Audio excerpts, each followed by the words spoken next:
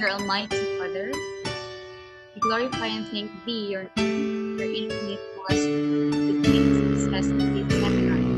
May we be a living witnesses of your genuine love through the enhancement of the knowledge acquired through this activity. We ask this in the name of Jesus Christ, our Lord and Savior. Amen.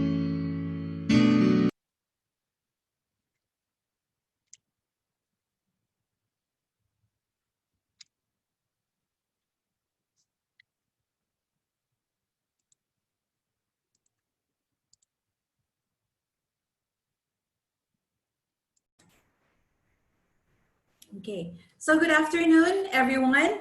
It's another beautiful Saturday afternoon, and it's our 7th Saturday together as we learn more on what we can do and what we can apply in this ODL learning journey.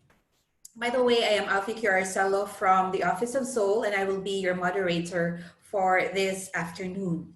Okay, so I welcome you all to this webinar. This webinar is brought to you by the Dr. Mariana Lau ICI Laboratory, and we have to be very thankful because this series of webinars that we have been attending for these past Saturdays has the goal to help out and facilitate teachers in higher education with our struggles and our challenges as we face online and distance learning. Now, for this afternoon, I have mentioned earlier that it would be an engaging session. I've mentioned it earlier because our speaker will convey to us the student engagement in an online learning environment.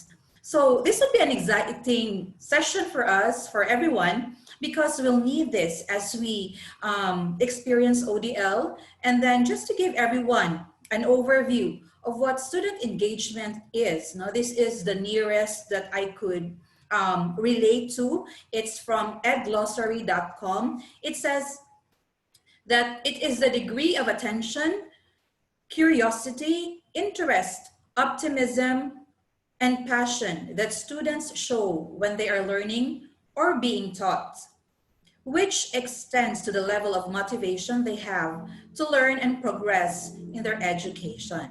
So, as I have said earlier, this is something that I could relate to. The definition of this one is something that I could relate to when it comes to student engagement. Now, if we look into these terms, attention, curiosity, interest, optimism, passion, motivation, and progress, and considering our students who are Gen Zs, it would be such great victory for us to attain one of them to the fullest.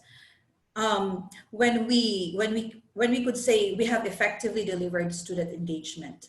As for me, I consider myself a not so seasoned teacher yet of 7 years.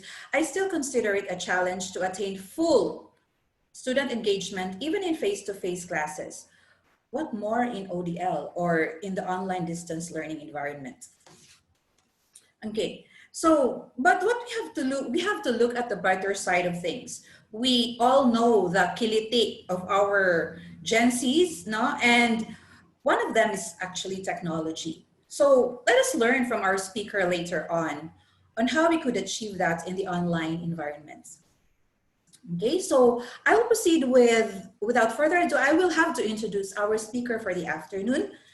Okay, so it is my privilege to introduce our renowned speaker for the afternoon, as if we don't belong to the same office. But kidding aside, he has a lot to share to us, and he is the real deal when it comes to educational technology. He had always been an achiever ever since, with a bachelor's degree in computer science, cum laude at that. And then in 2006, he graduated from UNOR with his master's degree in computer science, and then his PhD in educational management here at Silliman University. And with his heart as a teacher, he also got his certificate in teaching education, also here at Silliman University. For his postdoctorate and fellowship, two of the highlights were his attendance at Boston College in Massachusetts and He was a visiting fellow at the International Christian University in Tokyo, Japan. He was known to everyone as the Dean of the College of Computer Studies for several years. Because of the long-term plans of the university, he is now the director for Silliman Online Distance Learning, or SOL. All his teaching career and beyond, he has been a researcher with emphasis on educational technology, with a current one in partnership with higher education in implementing a portable learning management system in higher education all throughout the country in this time of the pandemic. He is one of the pillars of Suleiman University's learning management system, my soul, the father of soul, I may say, the mentor, the visionary. Ladies and gentlemen, please help me welcome Dr. Dave E. Marcial. Hello, good afternoon, everyone. And Alfie, thank you very much for that very kind introduction. They actually connive and they did not show to me their transcript or their script, rather, for the introduction. But anyway, I thank you for attending once again in this webinar series. I really volunteered to get this topic because I feel that I have a little idea and a little background in terms of student engagement as part of my research in previous research in relation to educational technology, specifically in student engagement in a digital learning environment. And once again, I would like to thank the members and participants. And hi to the members of the Asian Universities Digital Resource Network. To all the participants in UC Baguio City, please extend my heartfelt regards and thanks to Dr. Nancy Flores. I think I saw Ma'am Iris Otuhan, I think, is here. Dr. Sherlyn, it's nice to see you once again here in the online distance learning. I know we miss so much and we miss a lot to each other, but this is now the new normal. Every Saturday we are here because we wanted to learn and be prepared in our new normal of teaching and learning. And I know some of us also, some of the schools they are already started their opening of their classes. And I think I think some of you also prepared for next week, like for Silliman University. Our first day of classes in the college level will start on Monday. But I think, and yesterday there was an announcement of the Department of Education. But for specifically the instruction for the memorandum for the public schools in the Department of Education.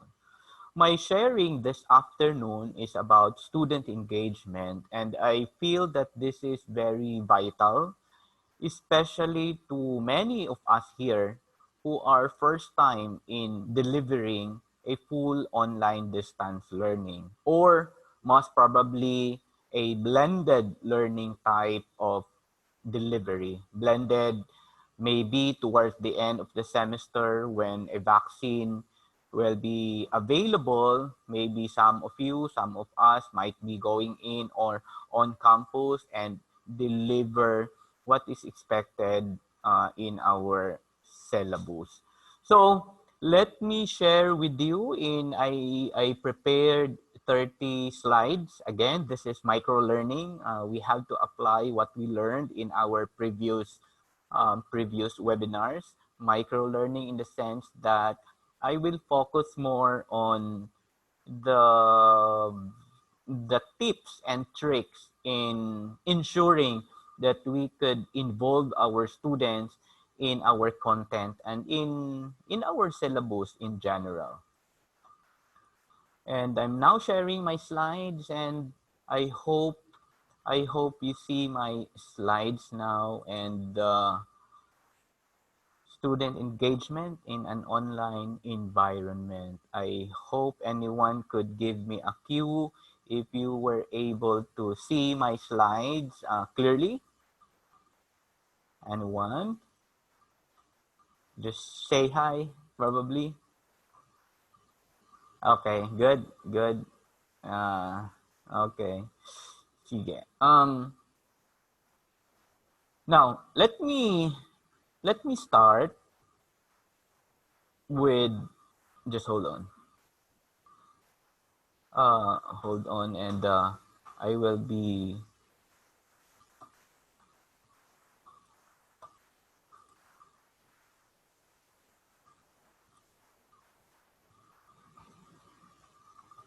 um just pardon me for that, and I have to redirect the screen. Okay.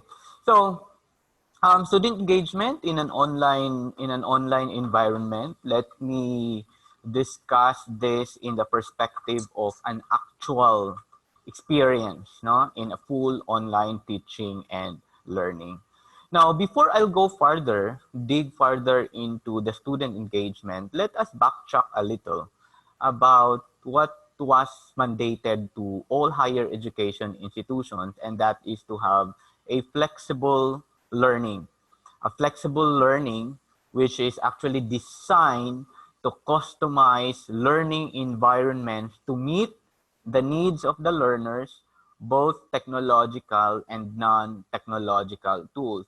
We have to take note that even if we delivered, or if we are going to deliver in an online distance, in a full online distance learning, there is still non-technological tools that will be involved on the side of our learners, meaning this is off the computer.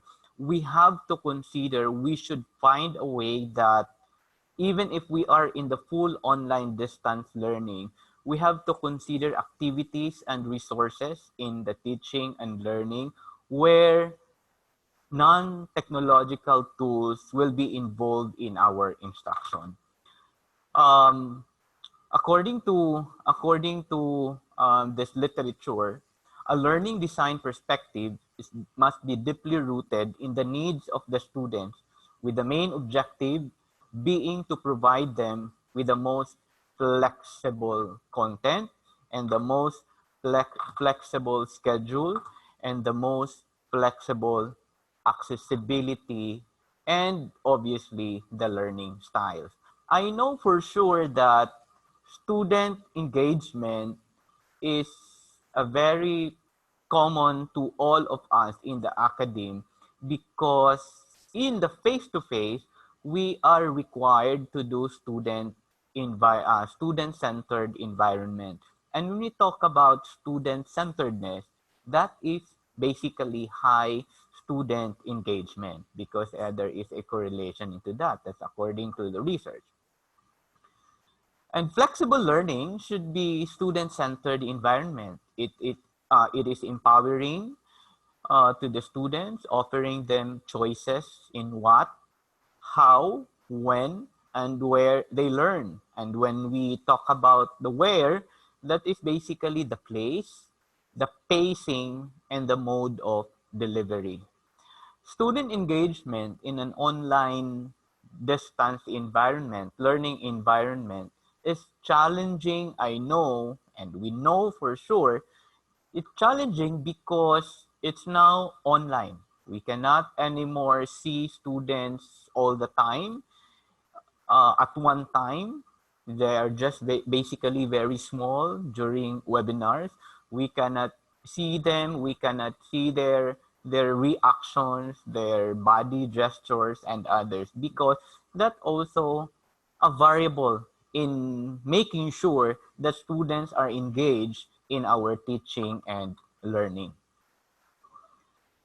Student engagement in an online learning environment is challenging because, in the first place, there are so many options that we have to consider when we are going to deliver our content in an online learning environment. There is a so-called modality, there is a so-called communication synchrony, the pacing, the pedagogy. Now, in my next slides, I will focus more in a full online delivery because I think many of our participants or schools are going into the full online distance learning. And my talk in the succeeding slides is a sharing on how I translated the principles of student engagement in a flexible learning. But before that, let's have first let's define what student engagement, and this is the definition that I'd always use as my basis, as my baseline.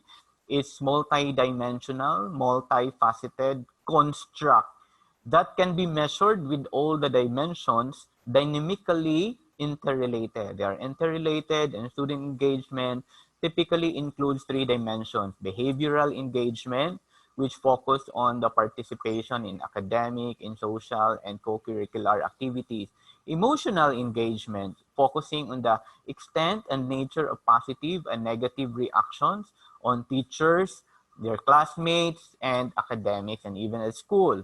And we also have the so-called cognitive engagement, which focus on the student's level of investment in learning, or in their time, how much time they allocated in a particular content, in a particular subject or a class. So again, behavioral engagement, emotional engagement, cognitive engagement. I will not dwell into the specific of the three, but I would rather focus on which area of the student engagement we should focus when we deliver it in an online distance learning. The notion to the idea that student engagement is so easy for the students because they are Gen Z. They were born with technology, but it's not actually a guarantee, because even if they are in the technology, even if they have access to the technology, if we teachers are not prepared of the kind and nature and the mode and the way how we develop our content and how we deliver our content, like those are highly correlated to the impact or to the effect of student engagement. Now, um, according to the literature, and which is actually the basis of my illustration on how to ensure student engagement, there are actually 8, no, that we can consider and focus on how we design our teaching and learning resources and activities. One is the learning experience design, the learner to content engagement, the learner to teacher engagement, student and teacher engagement, and learner to learner engagement. So first, learning experience design, learner to the content that we prepared, the students and us, teachers, and student to student, meaning the learners with their classmates. Then, the learner engagement with the learning environment, or the engagement of the students to your learning management system, to your virtual classroom. The learner engagement with the kind of assessment that you prepared, because maybe in the face-to-face, students may not necessarily be active in the face-to-face, but because it is online or it is asynchronous, students may be attending to or maybe participating to. And that's basically learning engagement with the assessment activity. I got to read, or I receive comments, or I receive some sharing from our colleague that, you know, sir, this kind of students, they participated actually so much during this online delivery, when during the face-to-face they don't participate. Or some also said they are actually on time when in terms of the submission, while in the face-to-face you have to make habor to them. Maybe because again, the learning environment is so easy for them. That is also highly correlated to the nature of or the kind of assessment activities incorporated or embedded in the learning environment. Learning engagement also with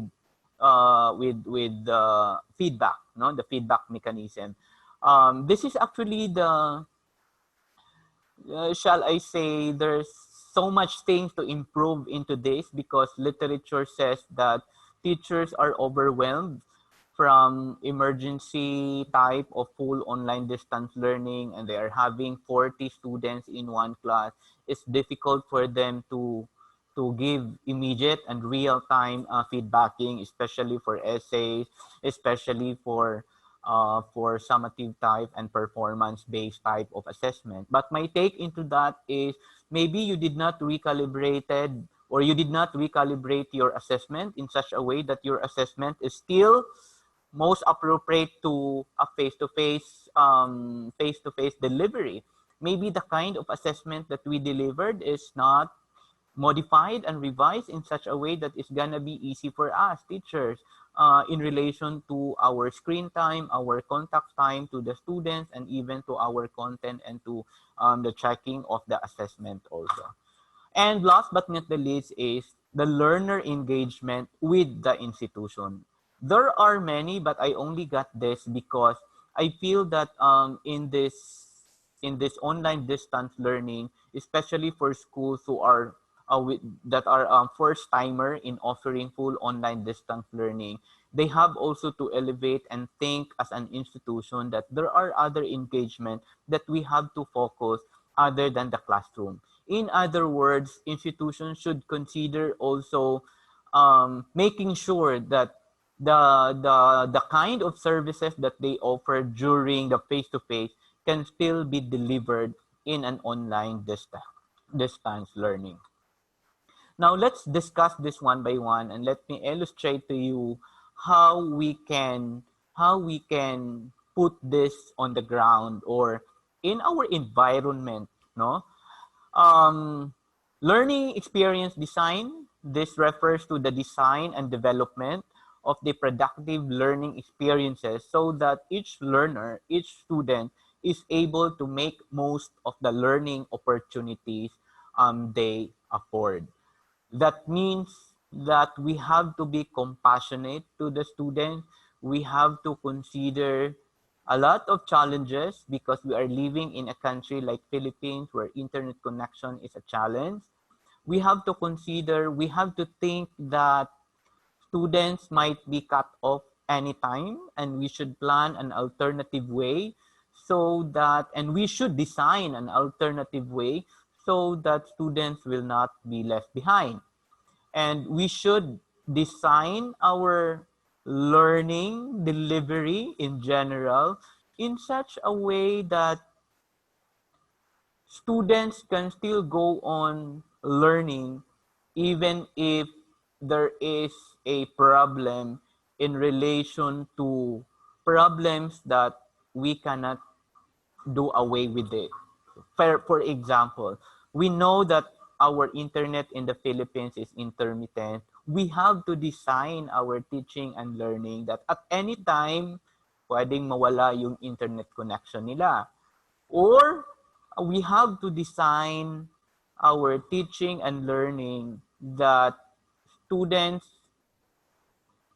that this is also the first time for the students to handle full online distance learning, having 5 to 7 classes in a semester or in a week. No, so there's so many challenges. My point with this one is um, let's let's recalibrate our syllabus. I mentioned this before that not all learning outcomes from the face-to-face syllabus that we had are necessarily be achievable in offering or implementing it in an online distance learning.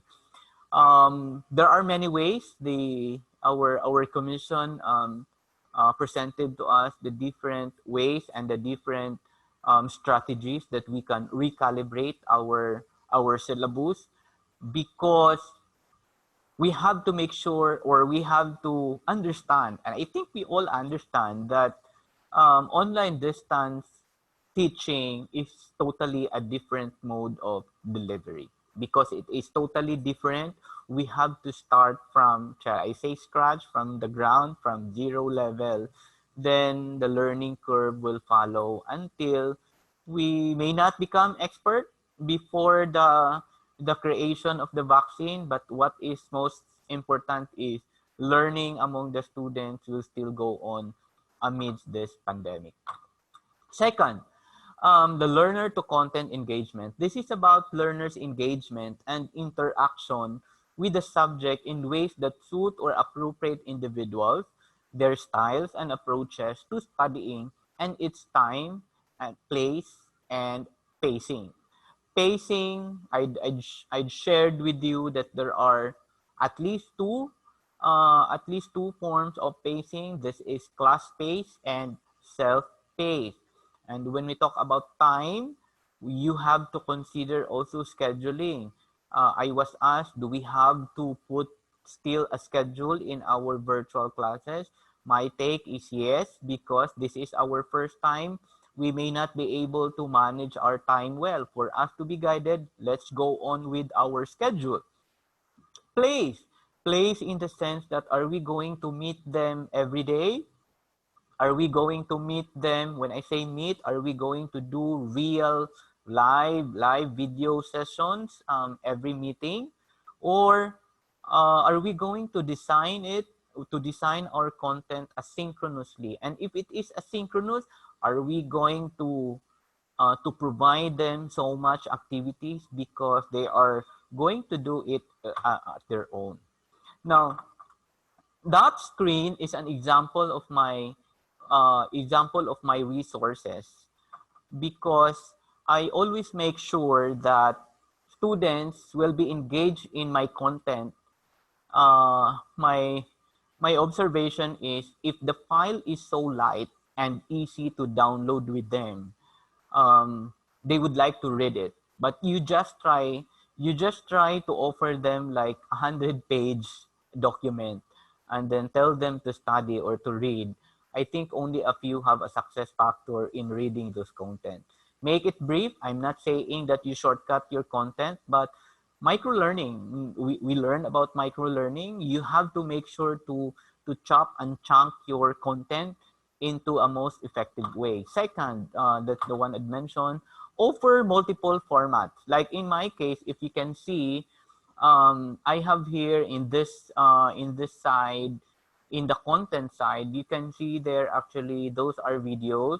In the other side, other formats of the lecture, I have a PPT. I also have a PDF. A PDF is not the PowerPoint that I also converted to PPT, but it's really a text base. It's like I'm making a literature of my document.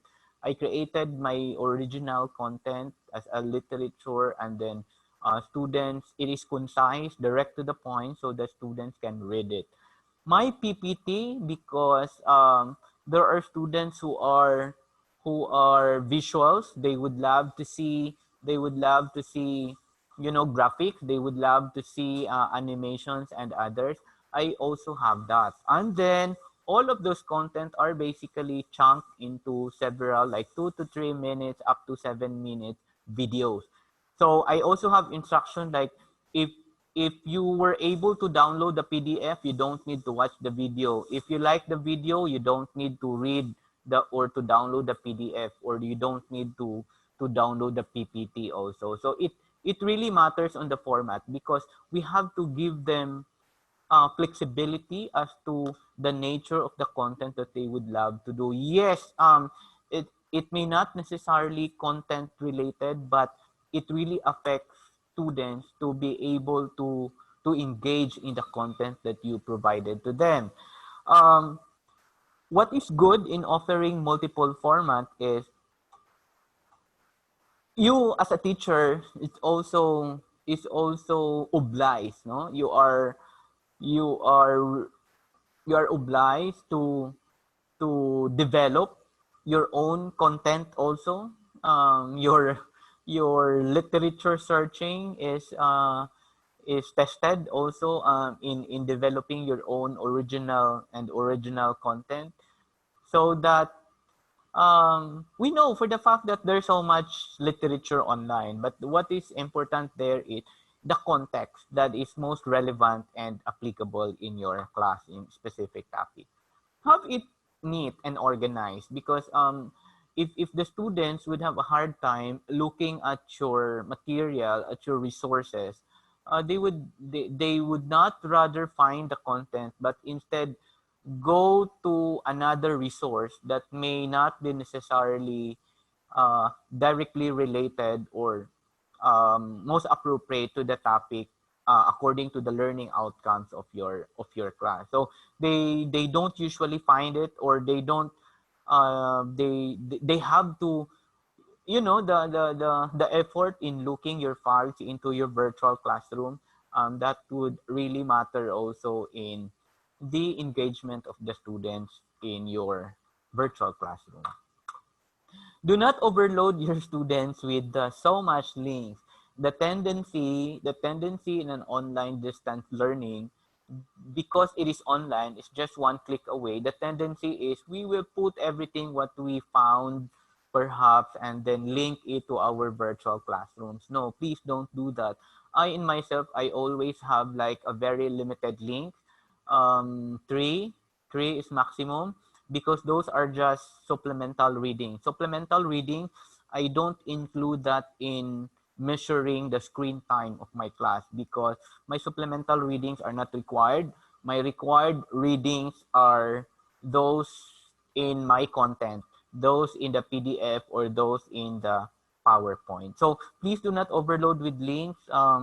It's sometimes, or before, I'm guilty into this, because I would love to, you know, to store also very important links in my virtual classroom, and students would have a hard time actually digesting all, and they cannot anymore select what is most appropriate for the subject matter. Learner to teacher engagement. So what is this? This is very self-explanatory, and it's a choices our learners have in relation to the mode and method of their engagement and interaction with their teachers.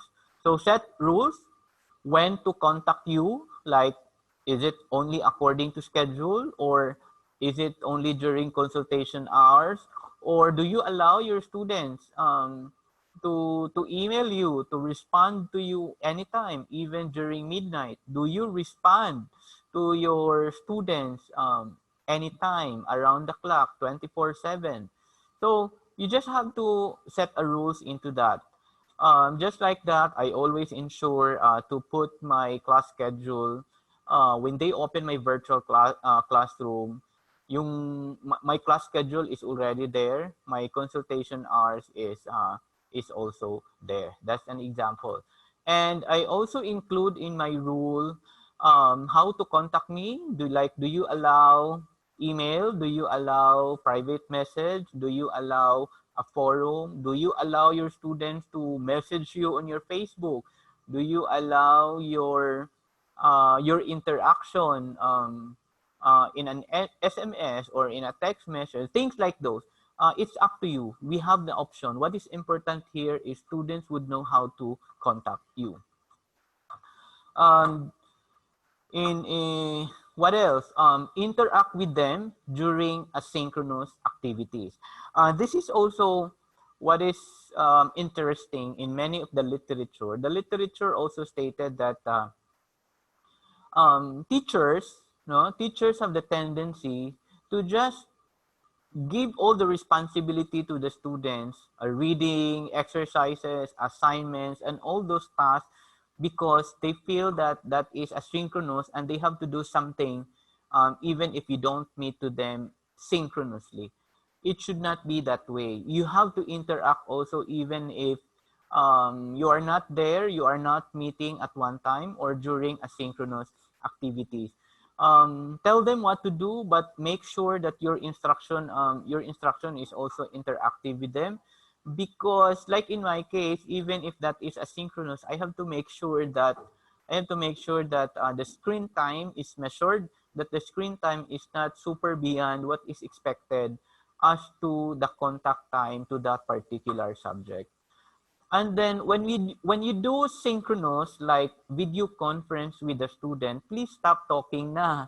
Listen to them. That synchronous, spare that time for the students to share, for the students to interact, gather information, Q&A, let the students discuss and explain.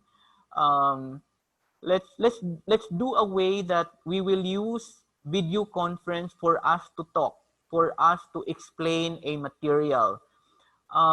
For lower level of in the taxonomy, if you are in the remembering or in the explanation, you can actually pre-record it. That is why we have the so-called flip learning. You have to pre-record your lecture and let the students view your explanation.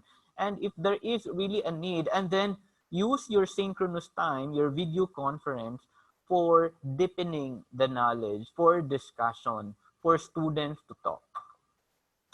And another also is give students a very clear and easy to find instruction.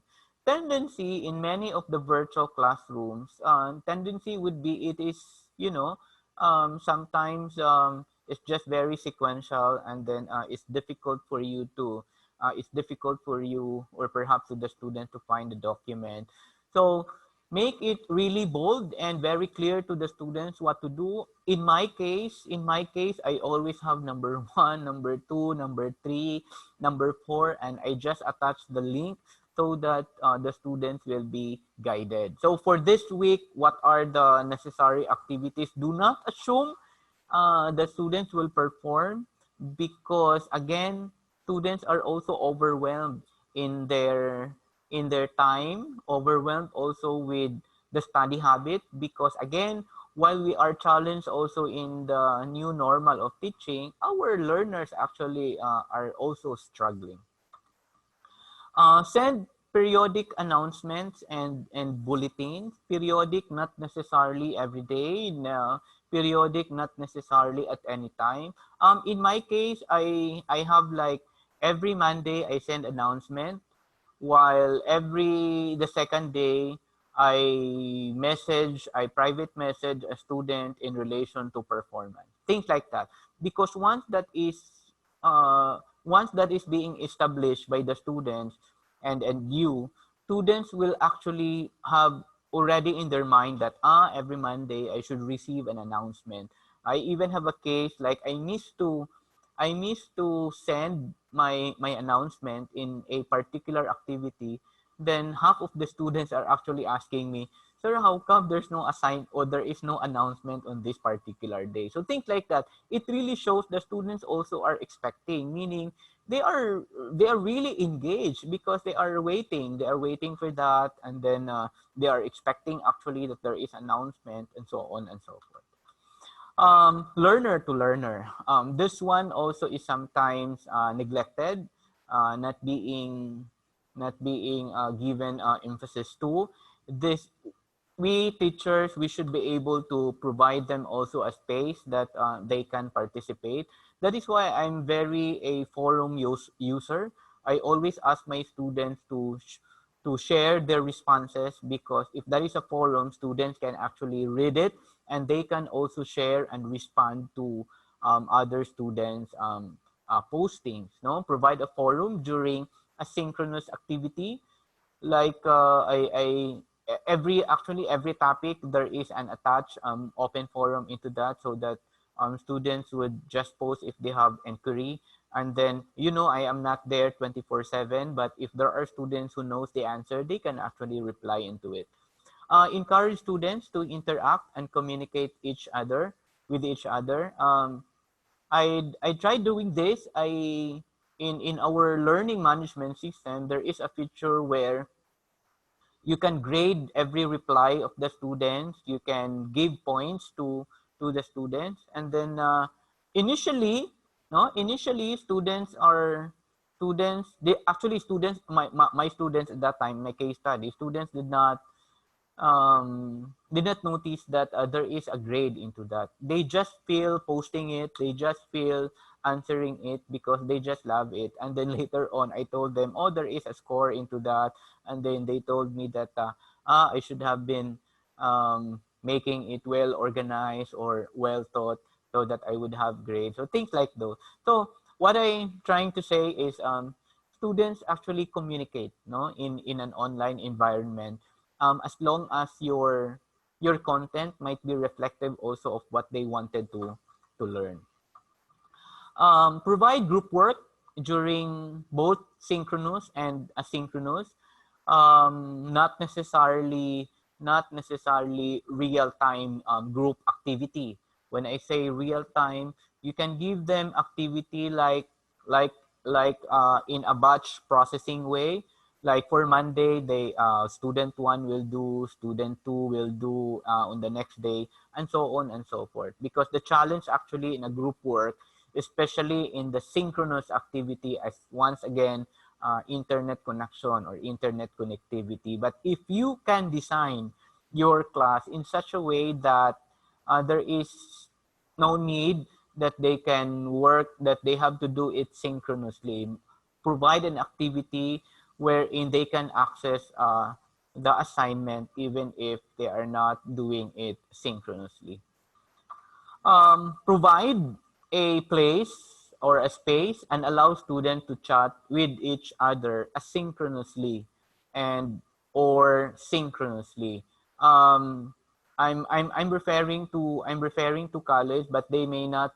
This may not be necessarily applicable in the lower grade level because they are under parental guidance. But um, there are learning management system where you can record the chats, and then students will can just leave there, and then they can answer, and then once they have there, it's like a chat, no, it's an academic type of chat. And then just make sure that you declare your ground rules in the chat so that no I mean the chat is at least related to your discussion. um, Allow students to join in a video conference session before you. Many I'd show also that you don't allow students to get inside the room, video conference room, even or without you or before you. Just think in a face to face. Diba, in a face to face, our room is just open, then students will just get inside, and then they are actually talking, and then when you get in they keep quiet. That I personally experienced that. I made a case study for myself. I tried doing a video conference where i I toggled on my wait for moderator, and then when they get in, one is technical consideration. It would be better if they can just hop into your virtual, I mean to your video conference room, so that if there are technical, if there is low connection, they have more time to get into it. Or um, if you will allow them at any time, they can talk, no, they can talk. All you have to do is really to put a policy or guidelines into your classroom. Always use breakout sessions, and then to and let them share problems like having a video conference, having a 40 students in a video conference. It's really difficult to manage, no, if we are going to do that, because I mentioned let the students talk. It's really different or difficult if you are going to do it in parallel, in what is this, in a plenary type.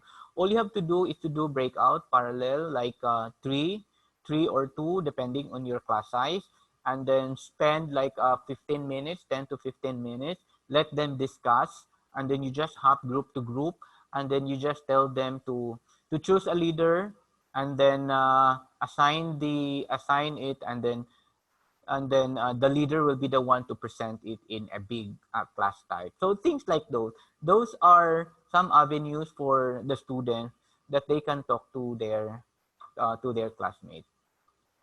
Fifth, learner engagement with the learning environment. Okay, so um, apply flipped learning. Always have a downloadable material.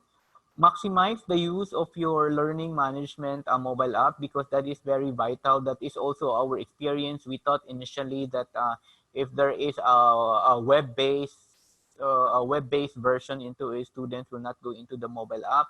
But I think because it is handy, because they can just view the resources even without the internet connection, and it can enhance engagement to the learning environment that you have in your own school. Record your video session, your real time video conference with them. But in my case, I always set a limit for viewing. Why? Because to the students would this is actually to avoid something like my point is so that the students would have a responsibility to take time and make sure that they were able to view the material and learn from it. Because my experience is, if you will just open the recording for no deadline, they will just take it for granted. Anyway, at any time I can just access into it, and then here comes the quiz time or the test time, assessment time, and that's the time they just view it. So at least you could guide them. Also, I always tell them that all our recordings, if you have a problem attending my live video conference, the recordings are saved, but that is only available for 5 days. After 5 days, be responsible in accessing the video conference. I know for sure that within that 5 days, they can find a good internet connection at any time, and they can view the recordings. And then after that, they cannot anymore access into it. It's just a matter of telling them what is the responsibility, what is their responsibility, because we are also doing our part as a teacher. Okay. I also provide, make sure that your learning management system provided an FAQ to the learning environment that you are using.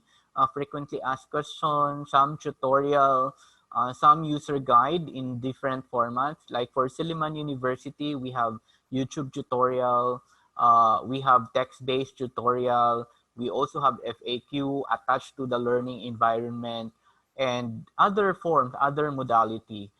It really depends on how you strategize engagement to the learning management system that you have in your university.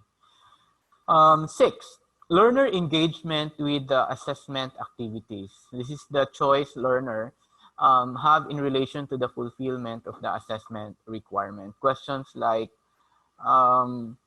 we've been giving a lot of assignment to our students, and all the while also they are actually performing it, and we did not know that they are really tired and exhausted with all kinds of the assessment that you give to your student.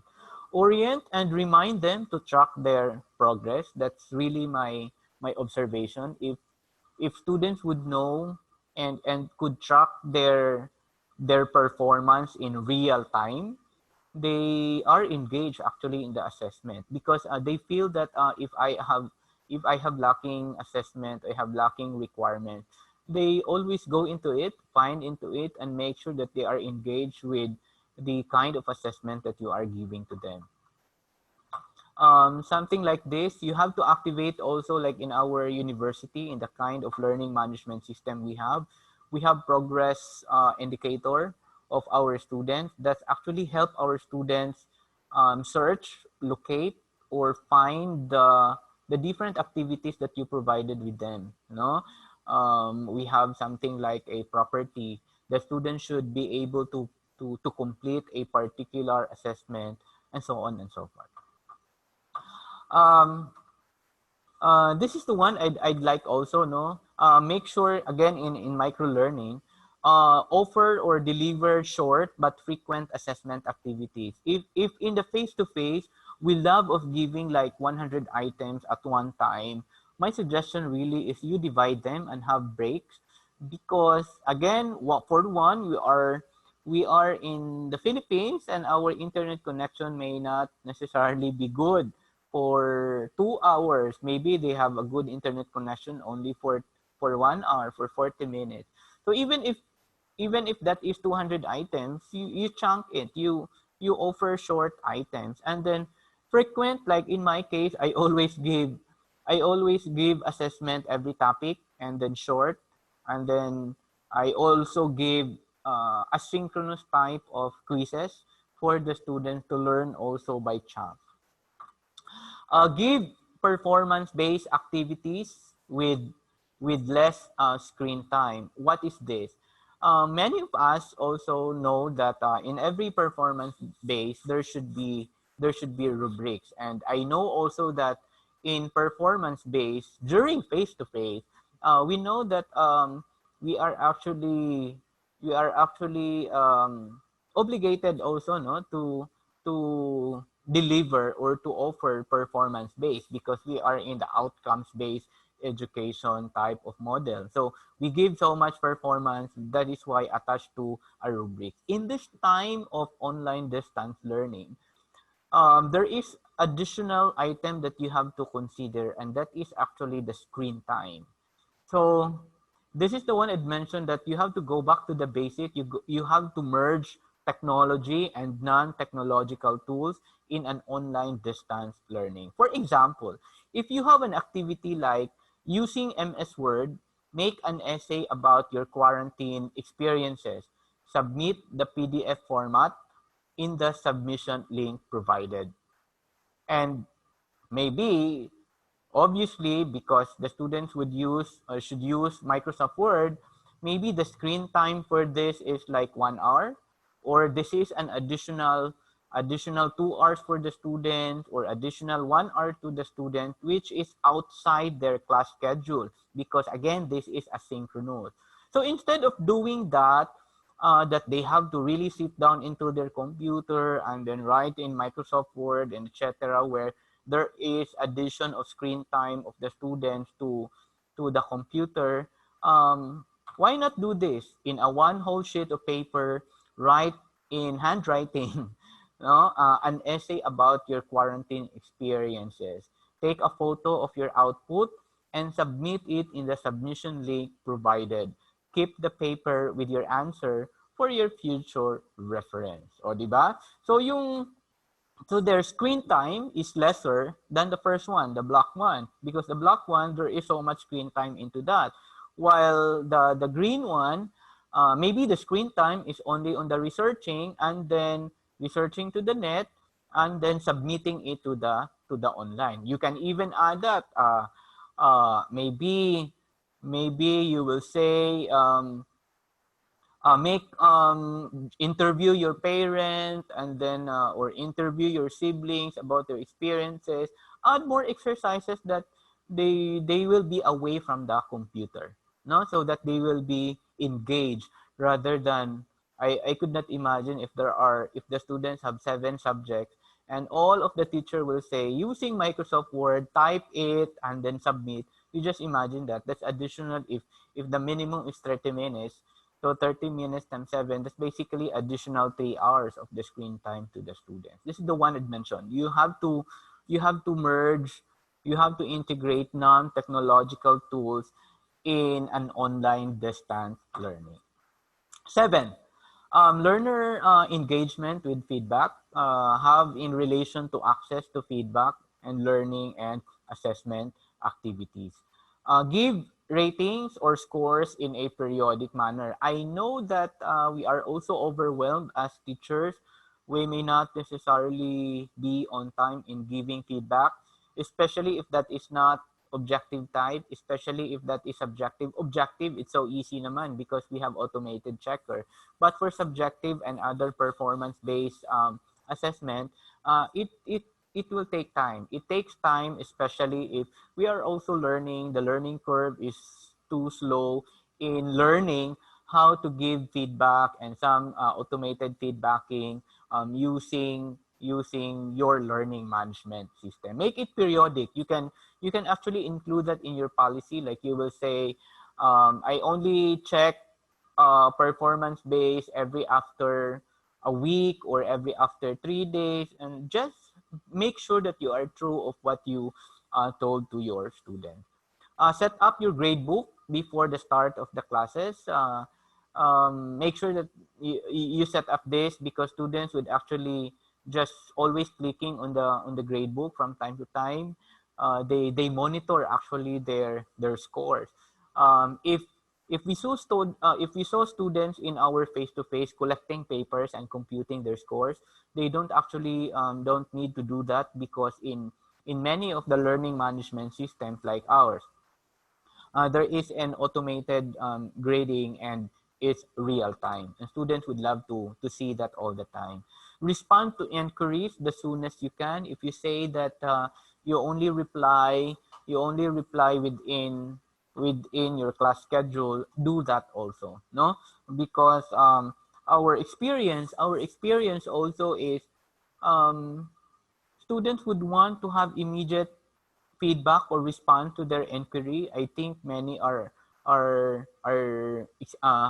experience here teaching online, and then from time to time they ask questions actually, and then when you don't reply, students would feel that they are not actually monitored. But if you replied, and then they will always ask you questions actually. Sometimes it's very overwhelming. I heard my colleagues said, "My God, sir, even at midnight, they email us, and then if you reply, they will reply again, no, and then they will shoot so much questions." So things like those. Midnight, because maybe the internet connection is faster than during the daytime. You have to check student logs. You have to check also the quiz results, and then you do consultation. You have to remind the students about their performance. Like in my case, some of my best practice, before I will start have my discussion in a video conference, I always tell the student, I always do this. For quiz 2, let us congratulate Juan de la Cruz. He got 60 over 65. No, a round of applause. I hope John can do that by the next time around, something like that. I know you are doing that in the face to face. You check also items, no. I monitor that actually in all my quizzes. I look at the results, and even the statistics of which part of the item or questions are low, and others. So you have to remind your students that they have to catch up, because if you will do that, they feel that you value them, and then they feel that you are really monitoring them. Apply personalized learning design. In our learning management system, we have this in such a way that it is very personalized. Let's say, for example, if Juan de la Cruz will get a failing mark, I always have a message, an automated message like, it's okay. I hope by the next time around you can catch up. Don't be sad. Things like that. You have to make sure that you can cheer them up, even if you are away from them. So I have something like that. Something like this. Um, this is a message where if if they will read or not, it's not really a guarantee that if they click one of my ebook, I have this message, something like this. It's nice to know that you viewed the ebook. I hope this time you are now ready to create your website. Things like that. Uh, like every actions, you can personalize your message. And what is good into this is you can call by name. No, it's an automated system in our learning management system where you can do a personalized learning messages. Uh, you praise in online, and then you give stars and smileys. That is very very important to the students. Smileys, literally smiley, mga stars in the feedbacking, that really significant to them. If they read or they receive their answer sheets, digital answer sheets with all the smiley, with all the annotations, with all the remarks, definitely the feeling, based on my interview with them, they would love actually to see that, rather than just simply a score, the total score, and they don't know which part is wrong, which part is a need to be improved. That's very very very vital to them. Establish online referral system. If if during the face to face we have like if you have a program like if the students are not anymore performing the class well, they can refer it perhaps to a counselor or to a guidance counselor or whoever is assigned to cheer up the students in their academic performance. You still have to establish that. I usually do that also in my like in my summer class. I have to report the student because even if I talk to send email, nag-follow up na, he never responded to my inquiry. Why is it that he is not attending, and so on and so forth. So you have to make sure that you can also refer. I mean, the services, that kind of services with your guidance counselors in the guidance office. You have to make sure and be that the and make sure that the students are aware that this kind of services are still available, even if we are in the online distance learning, because that is part actually of the feedbacking. Last but not the least is the students' engagement with the institution in general, particularly with the services, especially for continuing students, especially for the continuing students where they have experience already in the face-to-face, where they were able to access the guidance office, they were able to access perhaps the student government, that they were able to access the student affairs, campus ministry, and all this stuff. The institution must find a way that even if we are in an online distance learning and face-to-face is not allowed, it is very vital that we should establish presence. No, this kind of services should be present in the university. Like in our university, we created a virtual space for students. We call it learner support and services. Actually, we train our guidance counselors. We train even our staff, our secretary in doing this because um, students should be able to engage, no? And then this kind of services is not anymore classroom related, and uh, the direct contact to this is actually the staff and our non-teaching faculty, so they have to be trained also. uh, Virtual library is a must, no? Depending on the nature or how you define virtual library, that's very, very vital. You have to establish that there is a virtual library in the university. College or dean's offices are very vital. I'm not saying that you have to put up another system, but the presence, that there is a way for the student to access, maybe a Facebook group, a fan page, that would do actually, as long as your services are very active. Like when they post, you were easily that you can immediately reply to them and give feedback into them. Because my observation to this is, if the student knows where to go, they are actually engaged in the activities, and they are actually following whatever activities that you set through in the online distance learning. Guidance and counseling office is also very vital. You have to establish also help desk, contact directory, and query handling and management. This is the most, or shall I say, the most significant surveys that we could offer to the students, like um, responding to their inquiries as much as possible in real time.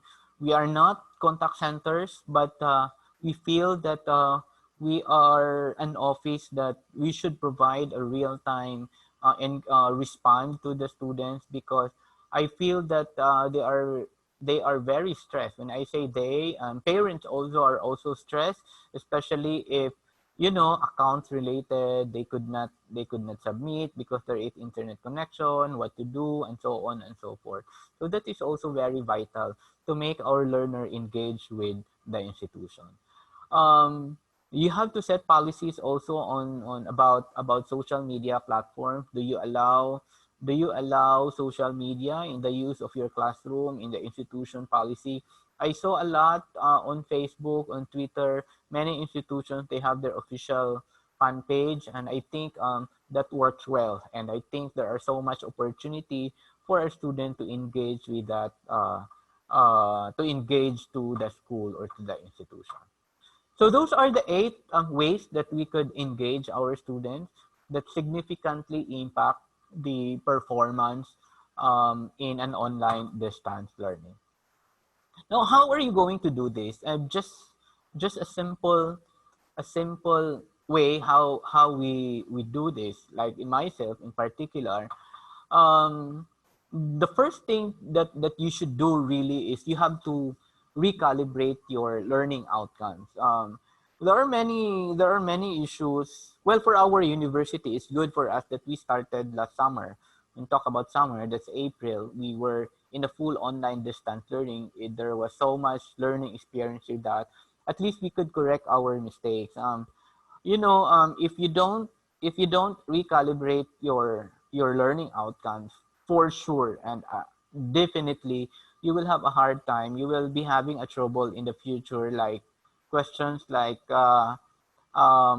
many teachers would ask 100% equivalent activities or equivalent assessment modality in a face-to-face and online. All you have to do is to find ways, because not all verbs can be delivered or can be performed in an online distance learning. Not all in the taxonomy are achievable in an online distance learning, but there are ways that you can do that. Recalibrating doesn't mean lowering the quality, but it really a matters of how you design based on the outcomes of the program. From recalibrating, you have to plan. It's not really possible that after you have your syllabus and then on Monday na I'll just prepare my material. No, you really have to plan ahead. What's gonna be the activities related or to achieve this learning outcome? From the planning, that is the time that you have to parallel it, equate it also in learning the technology, because there are some features perhaps in your learning management system that may not be applicable or may not be available in your learning management system, and then you want it to be applied in your class. So you have to learn the technology. You have to learn all the possible features that you could do so that your planning, your creativity will not be hampered. Identify which of the tool that you are going to use that is appropriate in the learning outcomes that you plan. Not all, don't attempt that all features will be incorporated in your virtual classrooms. Don't attempt to learn all of the features at one time, especially this time. Magahina-hina, slowly. You just have to make sure that students are engaged and not necessarily the complicated way to do it. Make it simple but engaging to the students. You implement, no? Of course, after identifying, you implement it. And then during the implementation stage, if you feel that that is not possible, whatever you plan here, whatever you plan, if you feel that that is not possible to be implemented, you go back to recalibrate again. It's basically a cycle. It's a process. It's a never-ending process, because like in my case before, I don't use, actually I did not use personalized learning design because we were blended at that time. I used blended learning, and then I feel that it's not necessarily, but this time in a full online distance learning, I feel that a full or a personalized design learning is very vital to improve engagement among the students. So you plan, you learn again the technology, you identify what is appropriate to implement. And if you feel that it's the time again to improve or enhance your activities to make the students engage, again, you recalibrate your learning outcomes. So that's a simple process. I know we are doing this, but I feel that we have to revisit this process because it is very, very helpful. In my case, I don't just, like if I have my syllabus, I don't just simply open my virtual classroom and then organize it. No, I even have like even drawing. I have to design my class. It should be look like this, and then all the activities should be placed like this. I have to design. It's actually incorporated in my syllabus. I would just love to show it, but I think I cannot do that for this time. Okay, so again, if you feel that from the implementation you cannot do that, all you have to do is go back again, recalibrate your outcome, you plan, you learn the technology, identify according to the need. So it's just basically a cycle as to make your in order for to ensure that your activity may be engaging, because my lessons learned also is not well, we know that for there's no perfect activity for all types of learners, because our learners really vary. So that's also very challenging, because I experienced that how come that this activity is not so did not pick up by this group of learners, and then I'd experienced this before, it's okay with them, things like that, because again it really depends on your learners. Okay, so I think I'm on my last slide. In ensuring student engagement, we don't need actually a sophisticated technology. All we have to do is our own creativity coupled with the implementing strategies that making sure that to involve our students in this new normal of teaching and learning. I have to emphasize new normal because before we know already that student engagement is very vital in student success. We know that. We know also that in a face-to-face, we did our best also to make it student-centered. But in an online distance learning, it's totally new. We have to raise the level of our creativity. We have to raise the level of making sure that we implement our strategies, because I know we are teachers. We know what are the principles of student engagement. We know what are the theoretical basis into that. But I think what we need right now is creativity on how to do it, because the nature and the kind of learners we have, for one, they are Generation Z. Second is, while they are millennials, they are also struggling in their study habits, in their reading habits, and even in the comprehension. There are many literature is telling in this pandemic that the students are also struggling. We have to meet halfway. If the students are struggling, teachers are struggling, then we have to meet. We have to make sure that we can provide each other's or we can solve each other's problems, and we can provide each other's need. If if the teacher have a hard time making a very sophisticated interactive multimedia, you don't need to do that. No, spend more time in making sure that your content is chewable by the student, making sure that your content is easy to comprehend, and then focus more into making your format, making your content more easy to comprehend among the students, para everybody is happy. And that's all, and maayong hapon kaninyong tanan. It's actually good afternoon to all of us. Alfie?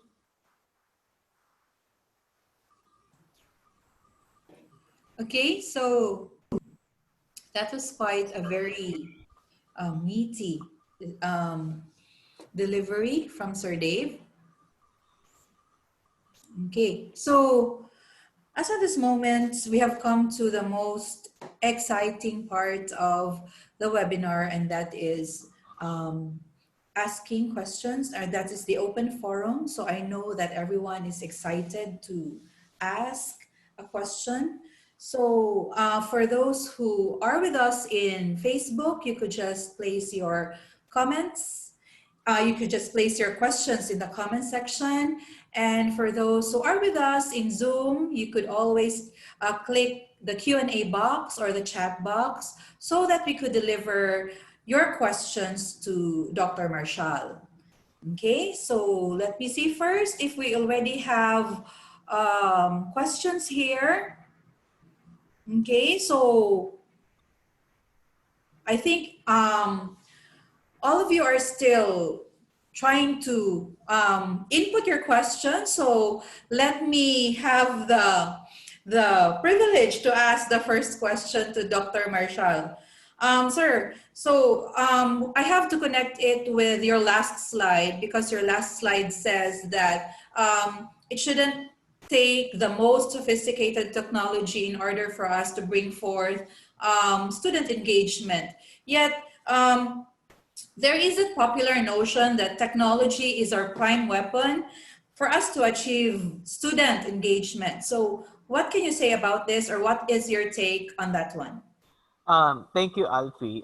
In my humble experience in educational technology, um, techno edtech, educational technology tools in general, is just basically a support tool.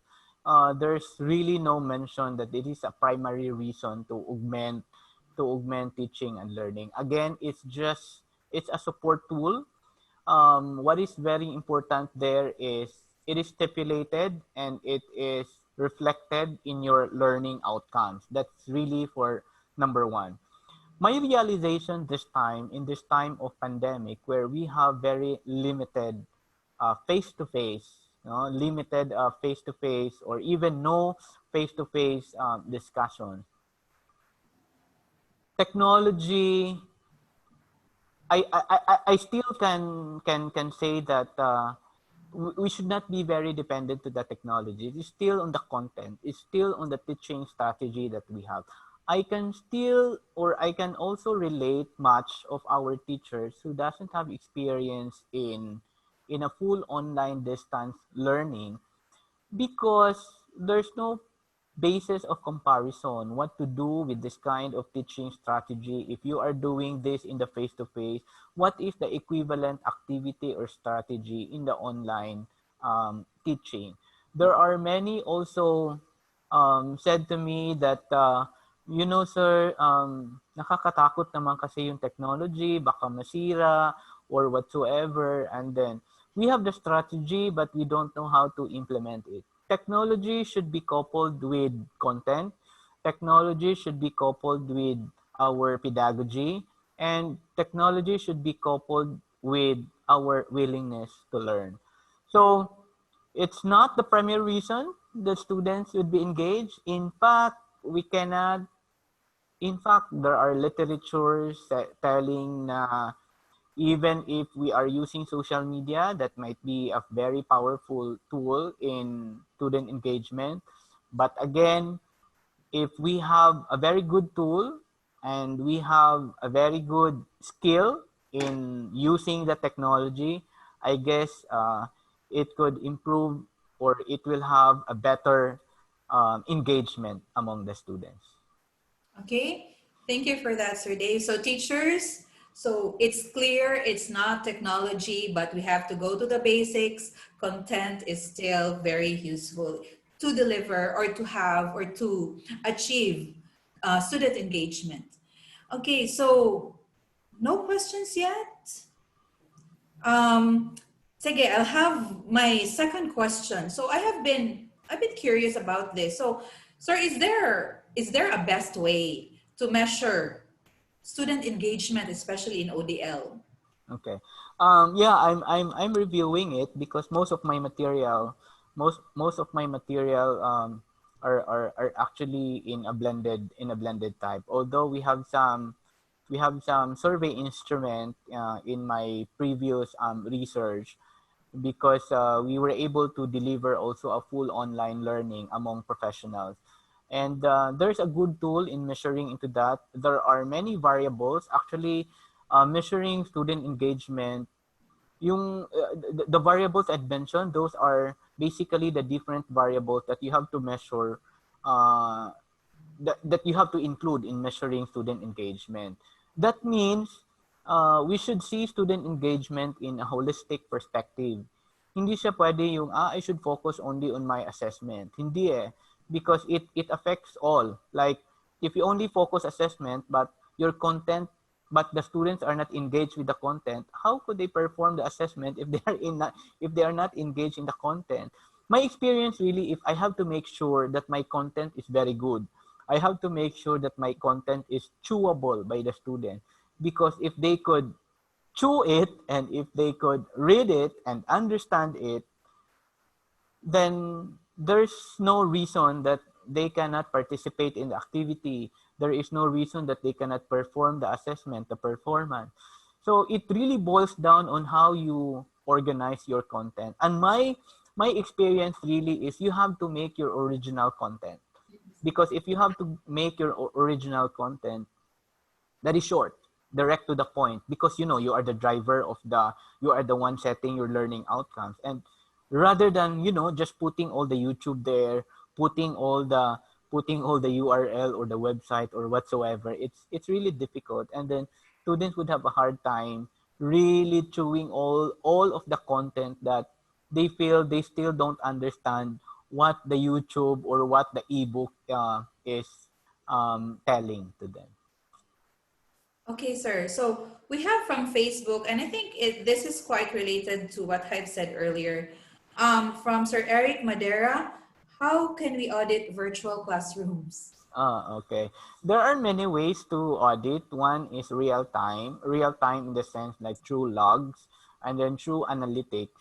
You can audit, if you're referring to engagement, no, if you're referring to auditing or measuring engagement via analytics, there are tools that we can do that, no. We have some analytics tools into that. But if you are going into the manual way of doing it, you can do some survey questions, no, descriptive type or even correlational. A survey is the easiest way to do that. You don't need to spend that. But if you want to a more scientific way to do it, there is a so-called educational data mining, or there is a so-called learning analytics in particular, where there are algorithms. It's a computer science way of understanding engagement. You can read literature. You can read literature into that. I know for sure in the next few months, there's a lot of literature into that, and that's what we are excited doing into that. I know for now, our priorities are not actually into research. Our priority is the teaching component, but for sure in the next few months, there's a lot of research that will talk about how to measure engagement, how we made sure that, or how can we make sure that our teaching strategy is effective. Okay. And then, sir, we have here, this is because you mentioned of virtual libraries. Hello, this is from Jen Eller. Hello, can you explain further about virtual libraries? Okay. I'm not a librarian, but I think Doc Myra, are you here? Are you attending? And I think our colleague from the university library is here. What it's before COVID, actually, we already have a virtual library. Our university library is into digital. We even have a digital services prior to COVID. It's just that there is an augmentation of the services. We just have to redefine, revisit our presence, our service to the student, because this time it's gonna full. No, it's gonna full. We offer it online. So the always question is how you deliver the library services in a full online distance learning. Now you have to be very very creative. Like our librarians, salute to Dr. Myra. They are really doing a good job in making sure that our library is still alive, no, in the online distance learning. Ano kasi sir, sir or ma'am, there Ma- are levels, no? There are levels as to how you define virtual library. Levels means the kind or the nature of the services that you are offering to. So it depends on how you define virtual library. But in real or in a simple definition, it is a space in the virtual world, in the cyberspace, where where the services, library services are still offered. If you think, you have to think like the basic library services is borrowing the book, no?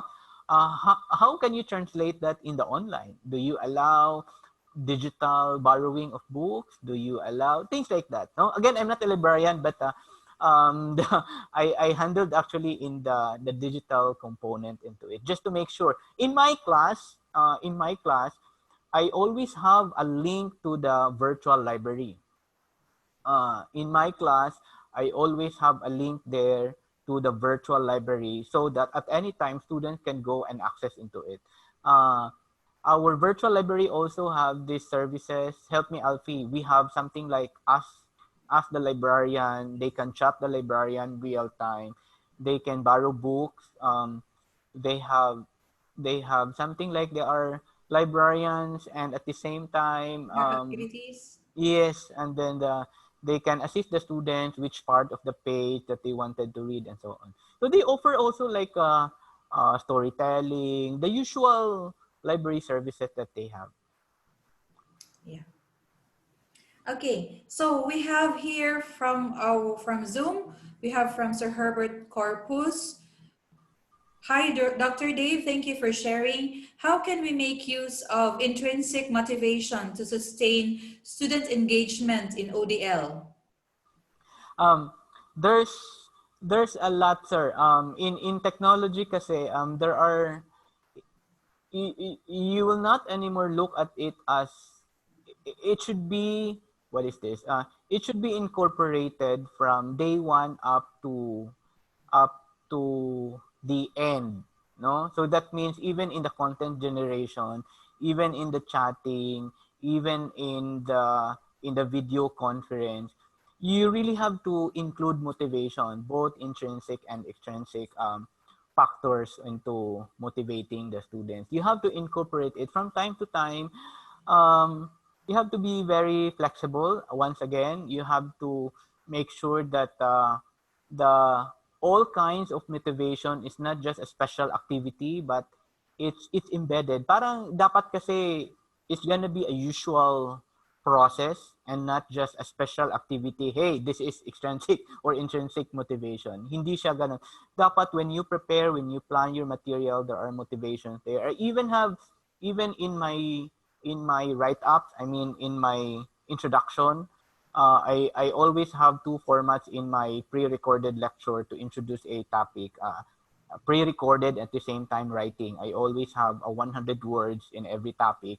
I always mention there, you have to study hard, and so on and so forth. And then some other very silent, but I feel that this is very important in motivating our learners.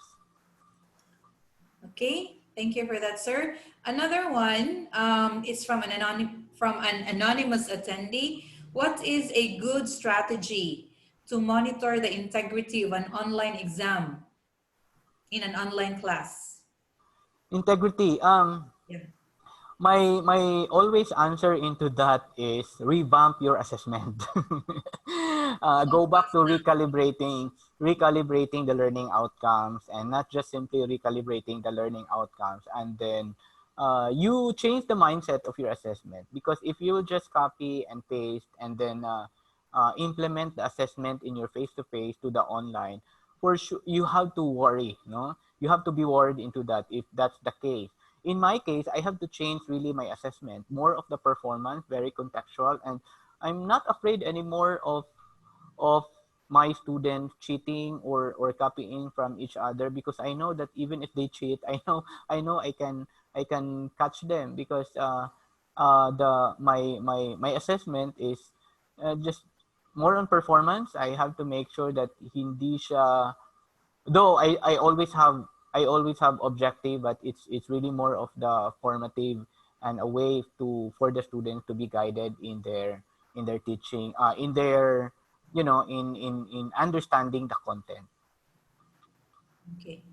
Another one, sir, from an anonymous attendee. Do screen time in a class have to be equal to the class hours that you do daily? So this is very relevant. Okay. um Screen time is very, very vital this time.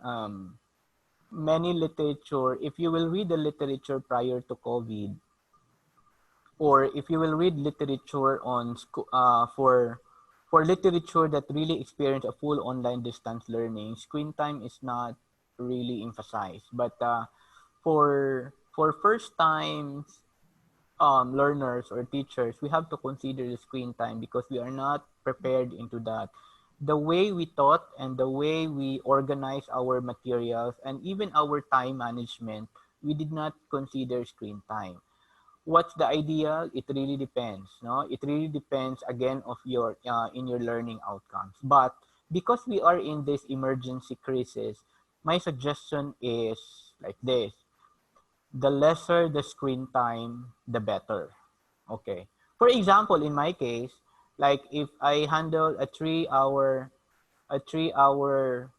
lecture class, or like 3 hours in a week and then 2 meetings, if the one meeting of it is asynchronous, even if that is asynchronous, I always make sure that I give a synchronous activity that is only equal to 1.5 hours, even if that is asynchronous. For example, my Monday and Thursday class, the Monday of it is asynchronous, and then my Tuesday meeting is synchronous. Even if that is asynchronous, no problem with screen time of synchronous. You can know that if that is a video conference, that 3 hour or 1 hour or 40 minutes, it's easy to calculate it. But for asynchronous, you have to make sure that even an assignment, you have to make sure that that assignment is only enough for your class schedule, because you just have to consider also the students are attending other classes, like 5 other classes.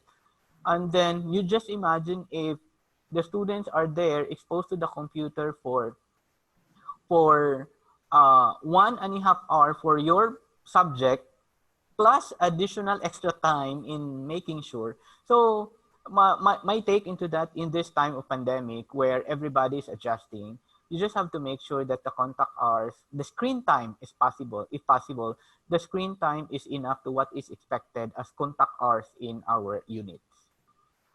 That's my Okay. suggestion. But if if your activities are having no or less screen time, I think that's fine, no?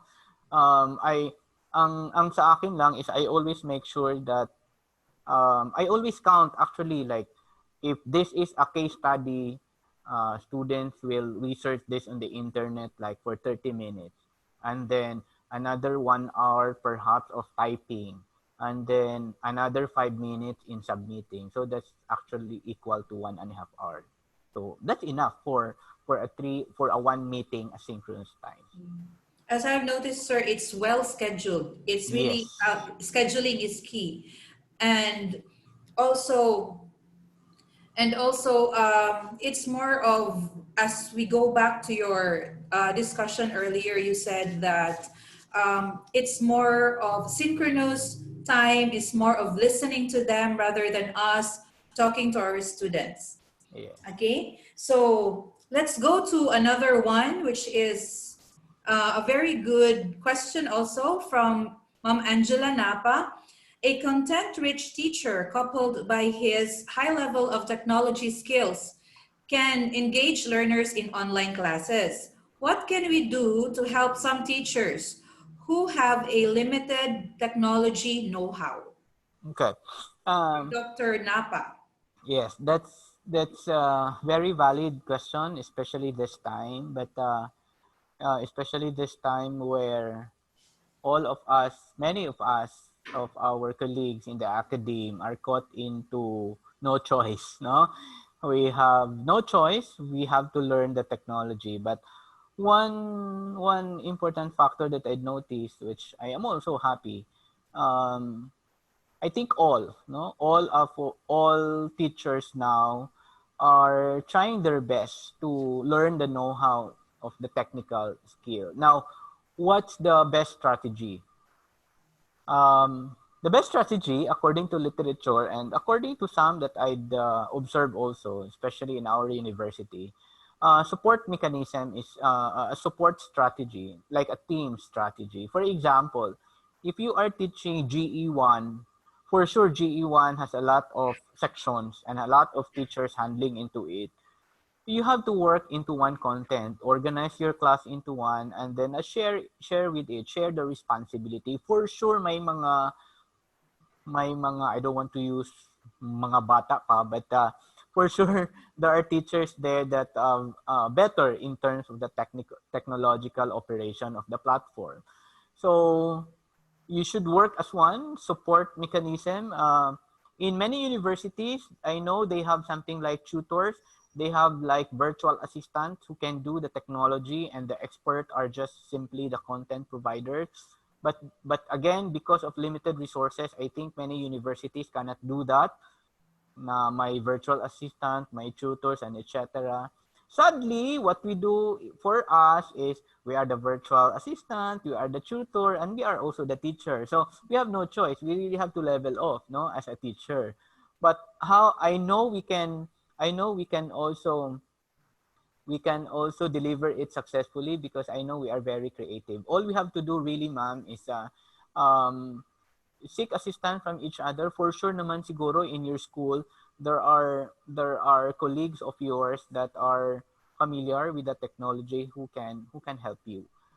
In hindi siya pwedeng in this time of crisis kasi hindi siya pwedeng ikaw lang mag-isa. You really have to work as a team, find a buddy. A buddy system is very helpful also. Like if you don't know this and so on and so forth, and then you just work collaboratively among your colleagues. Just to share also, sir, that spirit of collaboration from our SBE faculty. They made this default classroom where everyone is a teacher, so everyone is actually a contributor, be it technology or content. So we could always have that kind of collaboration also. Then we have here from Facebook, from Maria Elena Francisco. Good afternoon. We consider our instructor's guide or IG as our Bible in the classroom. Will it not be considered as a cardinal sin for a teacher that at any time she will change his strategies or approaches depending on their need? Okay, ma'am. Ma'am, in the first place, that CG, that curriculum guide, that teaching guide was made for a face-to-face instruction. Okay? We know that when DepEd, I think you're referring to DepEd because you're using teaching guide. Instructional guides. Instructional guide. Okay. Again, for sure, the document that you're referring to is crafted, formulated for a face-to-face mode of delivery. Hindi talaga pwedeng what it is written in that document should be 100% be implemented because as I've said, it's a totally an online distance learning is totally a different mode of delivery. Second, we are actually backed up with national mandate. Even the Department of Education, they have a so-called, was it that competency? They have a, they, something like they compress the essential competencies. Essential They topics. have the so-called essential competencies. I actually teach one of the subject in the senior high school from 19 to 18 competency. You cannot really deliver all of that item in an online distance learning tool. So they have a list of essential competency. If you are into higher education institutions, they have a so-called flexible learning. There are suggestions on how we can recalibrate our learning outcomes. The important thing there is we were able to document the recalibration, the process on the recalibration of our teaching guide or our instructional guide, because by the time when face to face, we have to make sure that all those miss or what is this forego competencies, we should be able to deliver that sooner or later. Yeah. And then there's another one, sir, from Facebook. Good afternoon po, Sir Dave. Can you give us po tips and recommendations on the conduct of IT laboratory classes through online distance learning mode of delivering courses based on your experience? And how do we engage for our students? Thank you from Jeffrey Inwason from the University of the Cordilleras, Baguio City. Okay, hi Sir Jeff. It's nice to hear and see your name here. I miss Baguio. Hopefully, we could meet once again. Um, there are platforms that you can actually embed in your class. But if you cannot embed that in your learning management system, I mean, if you cannot include or integrate that in your learning management system, you can do it other I mean outside as an external, as a third party. There are available for subscription. I know one which is a locally made. A friend of mine has it, where you can document the student engagement when programming was created or done or performed. There are also other subscription based simulators or programming software that you can embed in your teaching. There are many, sir. There are many. It's just a matter of the need and how you recalibrate your learning outcomes. Because but actually, sir, it really depends, no? It really depends on how you strategize your student so that they can still go on with the programming competency or skills that you wanted to develop to your student. My take is because because we are in an emergency situation. You start from a simple way of doing it, no? You focus more into the strategy.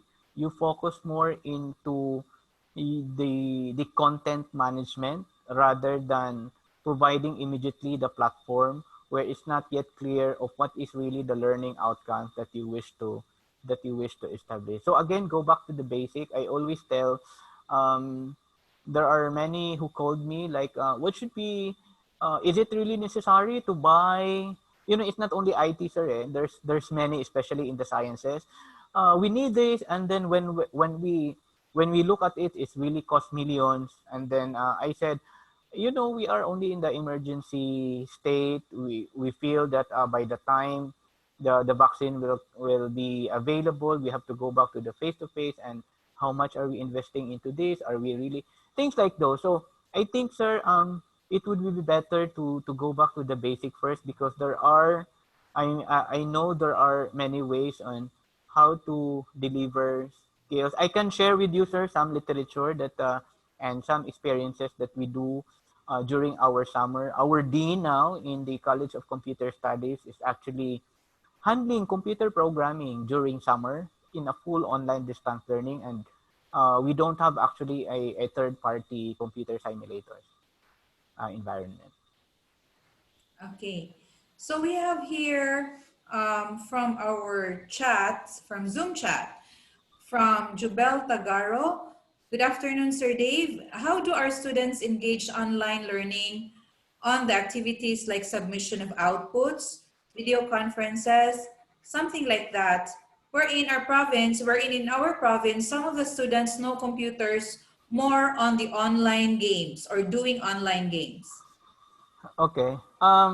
Again, ma'am, go back to the recalibration of your learning outcomes. Ano kasi it again, it really depends on how we strategize the delivery of our content. Student engagement is not only for synchronous. In fact, the challenging component is to ensure that students are engaged in or during asynchronous delivery. So it's not necessarily that they have a good internet connection for them to be engaged in online distance learning. Because even if you have, or if your students have good internet connection, of the content and the kind of assessment that you have, still students will not participate. No, so it really boils down to how you prepare your content. It really boils down on your strategy and your assessment, the preparation of your rubrics, the preparation of your reward factors, as questioned by or as shared to us by Sir Herbert, the intrinsic motivation. You have to incorporate that and be mindful enough that all of these variables from the basic or from the principles of student engagement, like what we know in a face-to-face, should be applied also in an online distance learning environment. So hindi Okay. ano ma'am, hindi siya, it's not necessarily that if they don't know the computer or if they are online gamers or they don't know the computer, they are not engaged. It's really, remember that part of the variable in understanding student engagement is making sure that they are engaged in the learning environment. So my suggestion into that is you offer you offer you offer an opportunity for your learners that they could understand easily your learning management system, or they could easily understand the platform of your delivery. That's really the important aspect there. uh, it may not, or you don't have a choice if your learning management system, you may not have a choice if your learning management system is not user friendly, but at least you could assist your students on how to navigate or how to use the platform that you are using in your delivery. Okay, so I see that some participants are raising their hands, Sir Dave. So let Sure. us let them um, ask the question themselves. So let's allow, um, okay, from Galaxy J Prime 7, we are waiting for your question.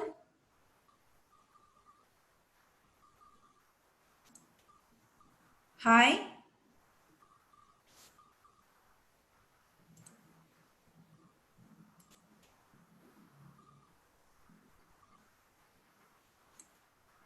Okay. So how about from Ma'am Victoria Fababier? Okay.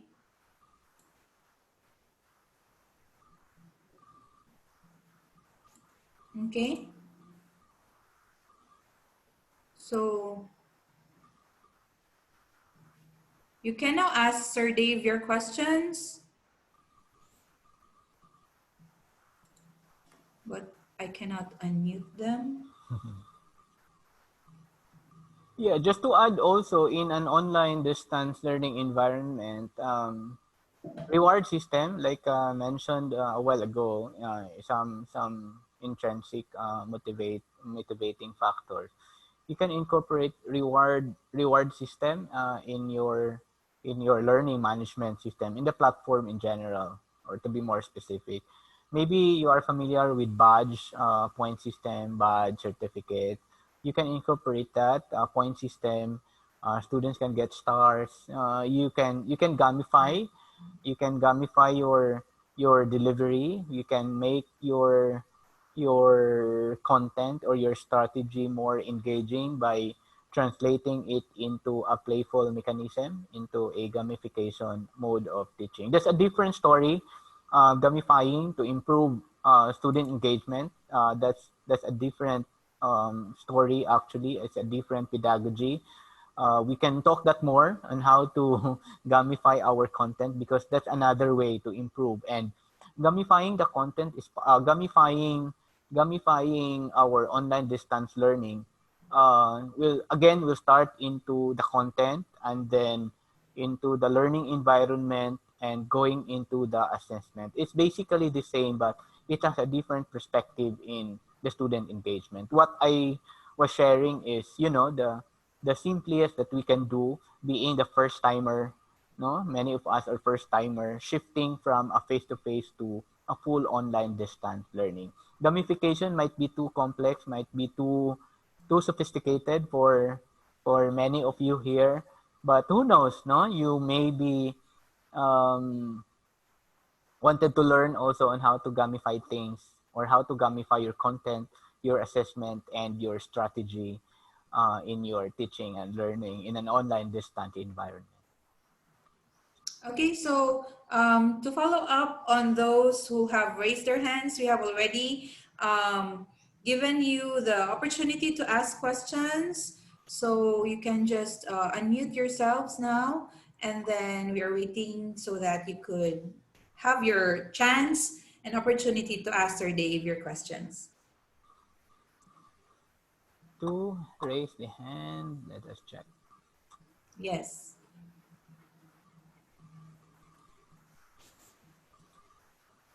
Okay. So I think they won't be asking questions. So while waiting, I will just have to read some of the comments here, sir. Very insightful. Thank you, Dr. Dave. And then we have from Shirlene Merdori. Very informative session. Thank you. Thank you so much, Doc Dave. So many are actually also listening or tuning into us right now so that they could still also have some strategies on how to deal with student engagement, especially in online distance learning. So if we don't have any more questions for the afternoon, okay, so let's wrap this session with whatever we have learned for this afternoon's webinar. So all in all, it all goes back to basics. It's not technology all for student engagement, but it's more of going back to our content, recalibrating it, and then with just um, simple technology, we could still achieve sound student engagement. No, so it's not achieved depending on the one entity alone, which is technology. No, it doesn't work that way. It doesn't have to be sophisticated, and most importantly, it's definitely achievable in online distance learning. I think that's the best message that we have we have been provided this afternoon, that definitely student engagement can be achieved in online distance learning. So before we go, okay, so before we go for the afternoon, let me give you the session's title for next Saturday, and we will be this is another very good session because we will be talking about gamification. So many are curious how it's going to be done. Is it purely gaming? Why is it part of education or online distance learning? So that would be a very good session again for next Saturday. And then we also have, before we go, let me remind everyone to answer or to yes, to answer our post webinar survey. This will be available to you right after we end our session. So on behalf of the ICI, by the way, you have to answer your survey so that you could get your certificate of participation for this session only. So different sessions, different certificate of participation. So on behalf of the team and Dr. Mariano Lau ICI Laboratory, we thank you for your time and for being with us this afternoon. Good afternoon, one and all.